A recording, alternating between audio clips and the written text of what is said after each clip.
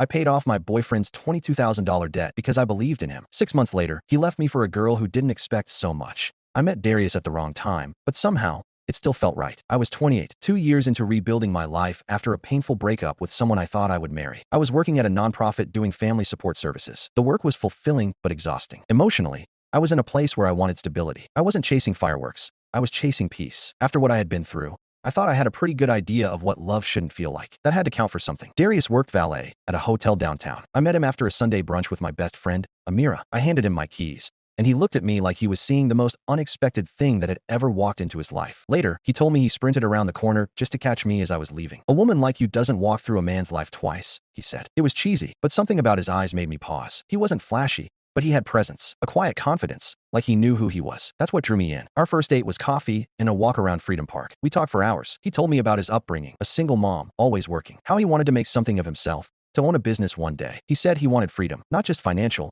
but emotional. The kind of freedom where you don't owe anybody anything, but still give because you want to. I fell for him slowly, the kind of slow that feels safe. He listened. He asked questions. He never rushed anything. And after what I had been through, that was everything. We dated for 6 months before he moved in with me. It wasn't supposed to be permanent. His lease was up, and he said he wanted to use the break to save money for his mobile detailing business. He'd been planning it for a while, showed me spreadsheets, cost breakdowns, projected income models. He'd even picked out a name, Gloss Kings. I thought it was cute. I was making enough to cover us for a little while. Rent, groceries, utilities. He picked up small jobs, some Uber driving, detailing friends' cars on weekends. He promised it was temporary. And in the beginning, he gave in other ways. He cooked. He kept the apartment spotless. He rubbed my feet after long days. When I got sick for a week, he took care of everything. Grocery runs, laundry, even brushing my hair when I was too weak to do it myself. So I didn't complain. I didn't keep score. I told myself this was partnership. Real partnership doesn't always look 50-50. Sometimes it's 80-20. And I was okay with that, as long as it balanced out eventually. But months passed, and it never did. He started coming home later, said he was networking or meeting clients, but nothing ever turned into anything. He'd have these bursts of energy, suddenly researching van prices, designing logos, ordering sample uniforms, and then nothing, just silence, avoidance. His car broke down for good. He said it needed more than he could afford, so he stopped driving for Uber altogether. That's when I started covering everything. I wasn't bitter, not yet, but I was tired. One night, I found a collection notice in the mail. It was addressed to him, and when I asked, he sighed and said, "I meant to tell you. It's nothing crazy, just some old stuff from when I was in college." That old stuff added up to over $22,000 in debt. Credit cards, a personal loan, old medical bills. It was messy. He looked embarrassed. He told me he was ashamed, that he didn't want me to think he was some kind of burden, that he didn't want to lose me. That night, I sat at my laptop and started mapping out a plan. I told him I would help him clear it. At first, he resisted. "I can't let you do that," he said, but not with real conviction. I could tell he wanted me to push, and I did. I called collection agencies, negotiated settlements, made lump sum payments with money I had saved for a girl's trip and my emergency fund. I canceled a spa day I had booked for my birthday. I even co-signed for a used car so he could start working again. I told myself it was an investment in him, in us. When I made the last payment, I printed the paid in full notice and framed it. As a symbol, I gave it to him,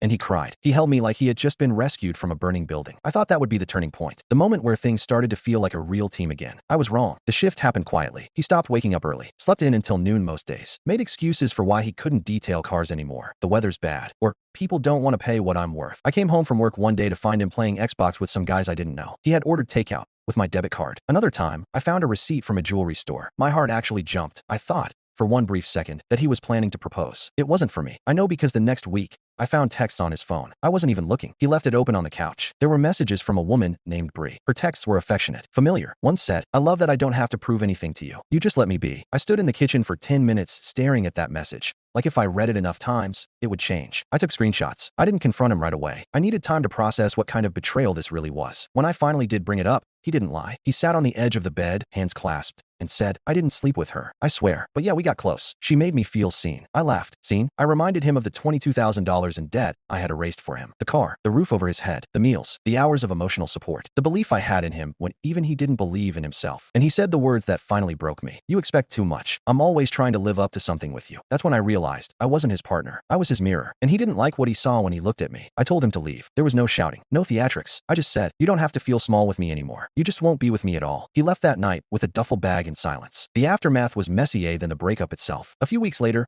I got a call about the car loan. He'd stopped making payments. I had to pay the remaining balance or risk a hit to my credit. That was the last gift he gave me. More debt. I blocked his number, deleted our pictures, cut off mutual friends who tried to explain where he was coming from. I didn't want explanations. I wanted peace. I stalked Bree's Instagram once. Just once. Soft launch photo. His hand on her waist. No tags. A few of her friends in the comments with heart emojis. I felt nothing. Well, maybe pity. For her. Because if he didn't grow for me, a woman who poured everything into him, he wouldn't grow for anyone. He would stay a man looking for a place to feel small without judgment. I wish I could say I bounced back immediately. I didn't. There were nights I stared at the ceiling, wondering what lesson I was supposed to learn. If love meant constantly giving. If I was the fool for believing in someone so deeply. But with time and therapy, I realized the truth. What I did wasn't stupid. It was loving, but it wasn't reciprocated. And that's the difference between partnership and self-sacrifice. It's been a year now. I'm still in my apartment. Rebuilt my savings. Rebooked my girl's trip and actually went. I started dating again. But this time, I don't mistake potential for partnership. I kept that framed, paid in full notice. Not because I miss him, but because it reminds me what I'm capable of surviving. It reminds me that I don't owe anyone my peace just because they promised me a future. I don't hate Darius, but I don't wish him well either. He taught me what not to ignore. And the next time I fall in love,